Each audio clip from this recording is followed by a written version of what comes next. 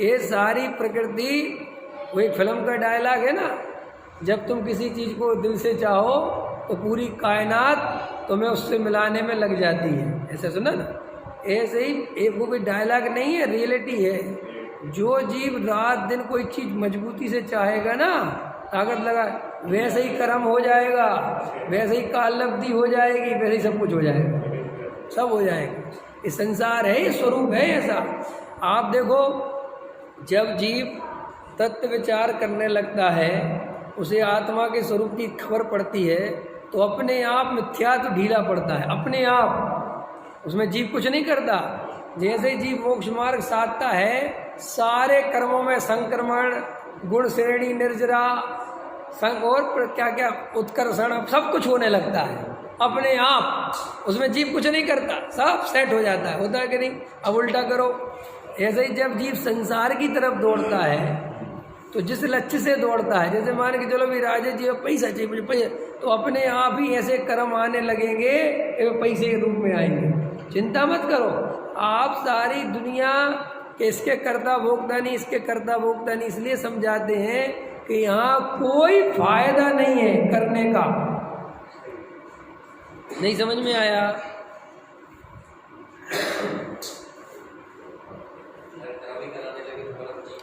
अगर हम तुम्हें चाहें ना, तो हम तो तुमसे कह दें कि जाओ पैसा कमाओ, और तुम कमा भी लोगे, गारंटी है मेरी। ये मोटिवेशन स्पीकर होते हैं, ये लाखों करोड़ों रुपए मिल रहे हैं इनको, करते क्या है? ये कहते तुम जो चाहोगे वो होगा, और आदमी यही सुनना चाहता है, हम जो चाहेंगे वो होगा। मैं तो तुमसे ये कह रहा हूँ कि तुम जो चाहोगे वो होगा, लेकिन वो होने के बाद भी सुखी नहीं होगी। अब बोलो तुम्हारी चाय व्यर्थ है कि नहीं? तुम चाहोगे कि मेरा महल बन जाए, बन जाएगा, मैं कह रहा हूँ बन जाएगा, लेकिन महलों से कोई सुखी नहीं होता। तुम चाहोगे कि मेरे पास हीरे मोती पन्ने आ जाए, आ जाएंगे, लेकिन उनसे कोई सुखी।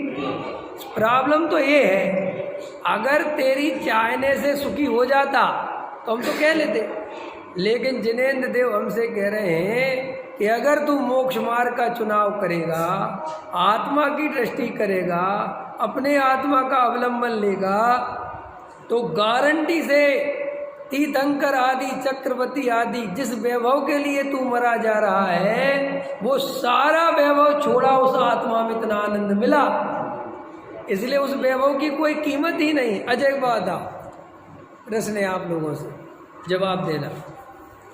अगर मुनिराज को चिंतामणि रत्न मिल जाए, कौन सा रत्न समझती हो? चिंतामणि नहीं?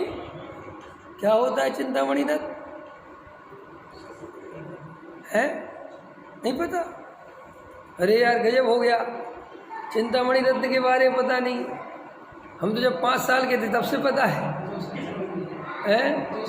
देखो नरेश जी, चिंतामणि रत्न माने जिसका भी चिंता करो, जिसका भी चिंतन करो, वो आके जी सामने खड़ी, उसका नाम है चिंतामणि रत्न। समझ में आया कि नहीं आया?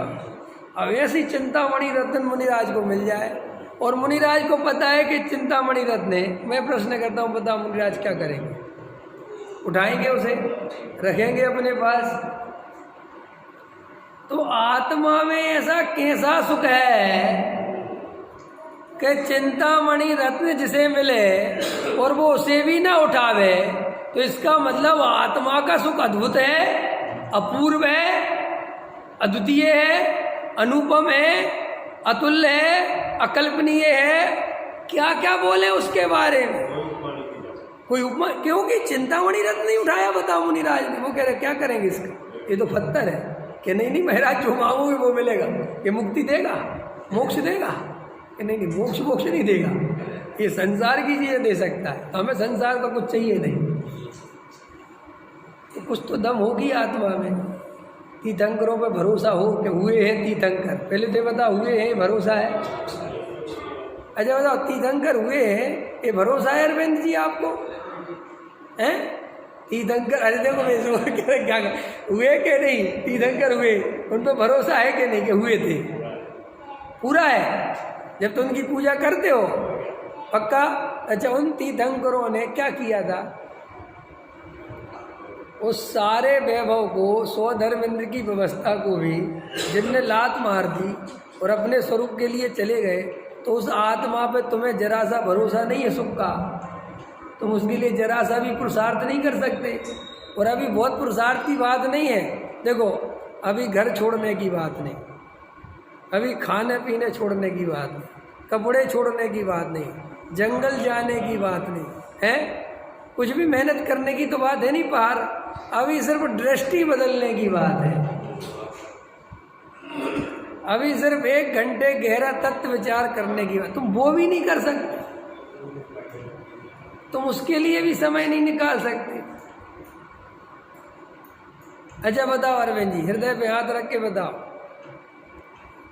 ईमानदारी से बताना, सब बताना अपना अपना।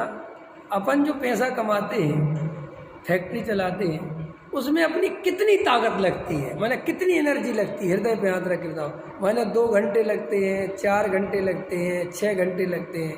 अगर अपन बिना आलस के फैक्ट्री का काम व्यवस्थित करें तो कितने घंटे में निपट जाता है रोज का? हमारे अरविंद जी का मैं बता देता हूँ, 4 से 5 पर्ची परचेस और 4 से 5 पर्ची सेल, इतना ही है, तो और ज़्यादा है, क्योंकि इनका एक ही पर्ची में लाखों का माल चला जाता है। तो इनको 4-5 पर्ची वो बनानी है और सेल चढ़ानी है और परचेस चढ़ानी है, ठीक है, क्योंकि बाकी का काम तो लेबर को करना है। इनको परचेस पे ध्यान देना कि भाई कॉपर बराबर आया, उसका वेट कर लिया, वो भी उसके लिए ये नहीं करते, वो भी आदमी लगा है, वो तो ऑफिस में आके बता देता है कि हाँ बाबूजी वेट बता, इतना है। अगर अपन उसको तरीके से करें तो 2 घंटे सुबह, 2 घंटे शाम को, चलो और 2 ले लो, 6 ले ले, 6 पर्याप्त है। मेरी फैक्ट्री में तो 4 ही लगते हैं, हमारे 6 ले लो, बड़ा काम। 6 घंटे निकालो 24 में से कितने बचे? 18। अब 18 घंटे का हिसाब जोड़ना कि हम करते क्या है। अब आपको पता चलेगा कि हम करते क्या है, सिर्फ गप्पे मारते हैं।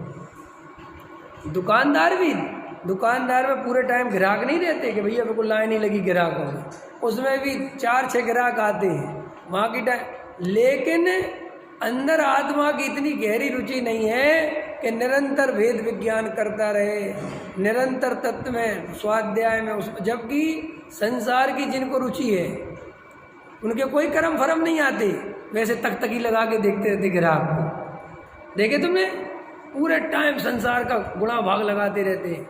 ये पंजाबी वगैरह होते ना, ये अन्नमती, इनको पैसे के अलावा कुछ नहीं। तुमने कभी इनके साथ बैठो, भैया रे भैया, आधा घंटा बैठो तो पागल हो जाओ, रात और दिन पैसा विषय भोग, पैसा विषय भोग, ये वो राजनीति बनी में लगी रहती। तो वे संसारी जीव, उनकी संसार में रुचि है, तो रात और दिन उनका चिंतन संसार का है। हम आत्मार्थी हैं, हमें आत्मा की रुचि है, तो हमारा रात दिन चिंतन काय का होना चाहिए?